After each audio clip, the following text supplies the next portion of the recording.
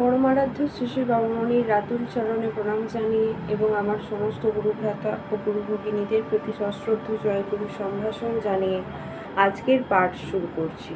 ওম অখণ্ড সংহিতা বা অখণ্ড মণ্ডলেশ্বর শ্রী শ্রী স্বামী স্বরূপানন্দ পরমহংসদেবের উপদেশ বাণী, ত্রয়োদশ খণ্ড। মহতের বাণী।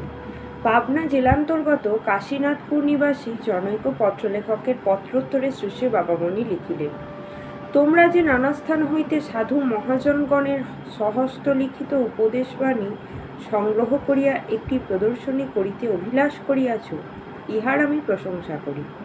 কিন্তু আমি এখনো মহাজন হইতে পারি নাই। মহাজনগণের চরণ সেবকই রহিয়া গিয়াছি। এই কারণে প্রদর্শনের জন্য আমার কোনো হস্তাক্ষর তোমাদের নিকটে প্রেরণ করিতে পারিলাম না। কিন্তু তোমাদের ন্যায় তরুণমতি কোমলমনা কচি বয়সের বালকগণকে আমার সতীর্থ জ্ঞানে তোমাদিগকে একটি সদুপদেশ দিতেছি, যে মহাপুরুষগণের বাণীকে তোমরা নিজ নিজ জীবনের আচরণের ভিতর দিয়া যদি রূপ দিতে ইচ্ছা করো, তাহা হইলে একই বাণী শতবার সহস্রবার লক্ষবার পড়িও, নিজেরা পড়িও, অপরকে শুনাইও, অপরকে দিয়া পড়াইও, নিজেরা শুনিও। শ্রদ্ধা ভরে ভক্তি ভরে মনের বিনীত জিজ্ঞাসা লইয়া প্রেম ভরে পড়িও এবং শুনিও।